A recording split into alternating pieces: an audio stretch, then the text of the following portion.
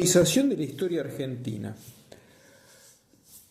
La historia, para poder ser aprendida, comprendida, estudiada, los historiadores suelen dividirla en periodos. La historia universal se divide en historia antigua, media, moderna, contemporánea.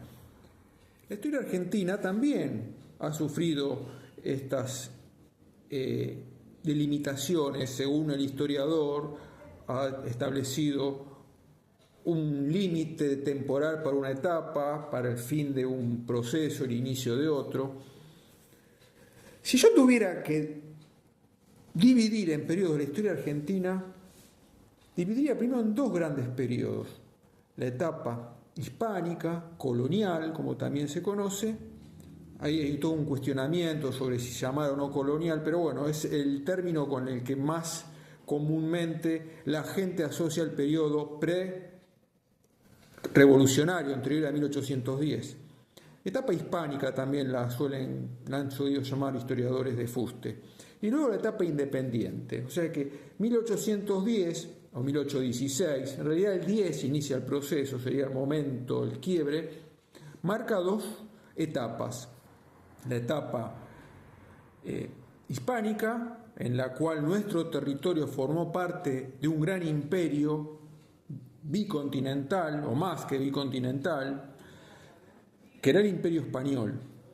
Bicontinental porque hablamos de América, Europa, aunque también había territorios en Asia, en África, pero bueno, dejemos de lado esa cuestión. Periodo hispánico. A su vez, dentro del periodo hispánico tenemos dos momentos claramente discernibles. Una fecha que dividiría ese periodo es 1776. ¿Por qué? Porque hasta 1776 nuestro territorio formó parte del Gran Virreinato del Perú. Toda la América del Sur española, no la portuguesa, era un gran virreinato, el Virreinato del Perú. Y nuestro territorio estaba incorporado a ese Virreinato del Perú.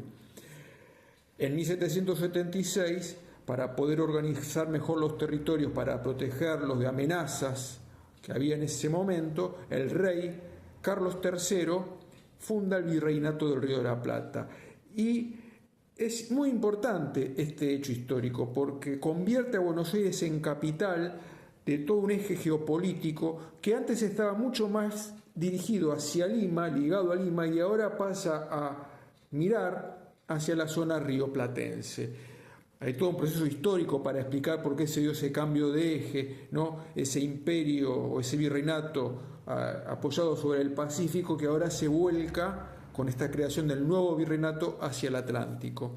Entonces tenemos etapa hispánica, etapa independiente. La etapa hispánica dividida en una etapa donde pertenecimos al Virreinato del Perú y otra donde se crea el Virreinato del Río de la Plata, que le da nueva forma a estos territorios. Luego viene la independencia,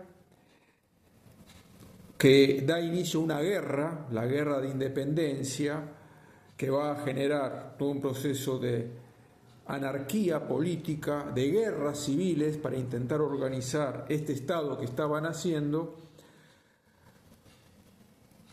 Tendremos un momento de estabilidad, orden político en los tiempos de Juan Manuel de Rosas, y luego vendrá la etapa de la organización nacional, o sea que podríamos dividir la etapa independiente en guerras de independencia, guerras civiles, que algunas se dan prácticamente paralelamente, aunque después de la independencia las guerras civiles continúan, un momento de estabilidad y de orden político, de organización, donde va tomando forma lo que va a ser el territorio de la República Argentina, medianamente.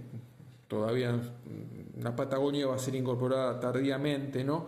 Pero bueno, y luego, caído Rosas, lo que se conoce como la Organización Nacional a partir del proyecto alberdiano, y todo el conflicto que se van a desatar después, porque los conflictos van a seguir estando.